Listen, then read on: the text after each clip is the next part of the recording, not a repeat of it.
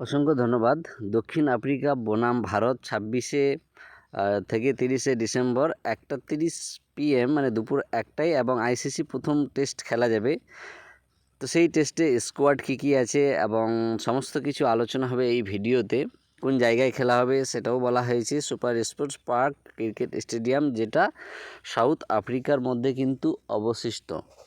তো সেই সাউথ আফ্রিকায় খেলাটা হবে। কারা কারা খেলবেন সেই টেস্টে, কাদের কাদের স্কোয়াডে রাখা হয়েছে, এবং সর্বপ্রথমেই অভিনন্দন জানিয়ে দেব, যদিও লেট হয়েছে, টিম ইন্ডিয়াকে ওডিআই সিরিজ জেতার জন্য সাউথ আফ্রিকার মধ্যে। এটা কেবল দ্বিতীয়বারই সম্ভব হয়েছে।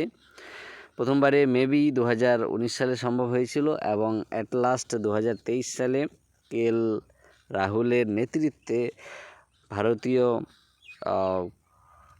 খেলোয়াড়রা ভালো প্রদর্শন করে এই সিরিজটা নিজের হাতে করে নিয়েছে, এবং অবশ্যই আমাদের তরফ থেকে আমাদের গর্বের, এবং thank you so much Sanju Samson for this biggest innings against South Africa. যেটা সেঞ্চুরি করেছিল সেটা তার জন্য অনেক ভালো এবং দরকার ছিল, ও সেই থার্ড ম্যাচ জয়ের জন্য, সিরিজকে কবজা করার জন্য কিন্তু সবথেকে বেশি অবদানও উনি রেখেছেন বলে আমি ব্যক্তিগতভাবে মনে করি।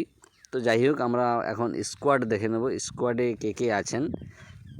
তো প্রথমেই যদি দেখা যায়, তো ডেইন এগলার, যিনি এই টেস্ট বা লাস্ট টেস্ট বলা যেতে পারে, যে এবারই ভারতের বিরুদ্ধে টেস্ট খেলে কিন্তু ডেন এগলার অবসর গ্রহণ করবেন, এমনটাই কিন্তু খবরে জানানো হয়েছে। পেটারসন, টেম্বা বাবুম্বা ক্যাপ্টেন, টনি দে দর্জি, স্টোবাবস, মার্কারাম, জাসেন, মুলডার ও ডেভিড কাইল, কটেজ, রাবাডা মহারাজ, রুন্ডি और বার্গার। তো সাউথ আফ্রিকার স্কোয়াড পড়া হয়ে গেছে, জানা হয়ে গেছে, এবং এবার আমাদের ভারতের স্কোয়াডগুলোকে আমরা জেনে নেব, প্লেয়ারগুলোকে কারা কারা আছেন। অভিমন্যু, রোহিত শর্মা ক্যাপ্টেন, ঋতুরাজ গাইকোয়াড, শ্রেয়াস আইয়ার, শুভমান গিল, বিরাট কোহলি, জয়সওয়াল, রবিচন্দ্র অশ্বিন, রবীন্দ্র জাদেজা, শার্দুল ঠাকুর, KL রাহুল, শ্রীকার ভারত, জসপ্রীত বুমরা, মোহাম্মদ সিরাজ, মুকেশ কুমার এবং প্রসিদ্ধ কৃষ্ণা। প্রসিদ্ধ কৃষ্ণার যেটা ভারতের মধ্যে T20 খেলানো হয়েছিল, সেটাতে কিন্তু হাই ইকোনমি, যেটা একদমই খারাপ লাগছিল দেখতে। যাই হোক, এবারে বেস্ট উইশ থাকবে, যদি প্লেয়িং 11-এর মধ্যে থাকে তাহলে সেটাকে সংশোধন করার, বা টেস্টেই হোক, দুটোর ইকোনমি আলাদা আলাদা থাকে, তবু বেস্ট ভালো বোলিং করার জন্য আমরা আশা রাখবো। বাকি মুকেশ কুমার বোলিংয়ের দিক দিয়ে দুর্দান্ত ফর্মে রয়েছেন। Mohammad Siraj always good, and Jasprit Bumrah তো কিছু বলারই নেই, জাস্ট অসাধারণ।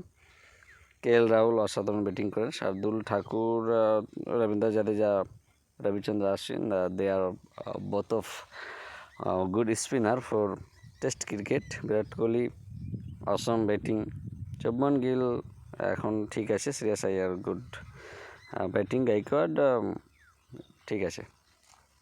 তো যাই হোক, স্কোয়াড জানা হয়ে গেছে আমাদের। তো কাল থেকেই বোঝা যাবে কোন দেশের পাল্লা ভারী, এবং কারা এই টেস্টে এগিয়ে রইবেন রানের দিক দিয়ে বা উইকেটের দিক দিয়ে।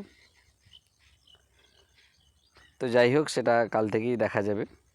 আজকে ভিডিওটা এই পর্যন্তই। ধন্যবাদ সবাইকে।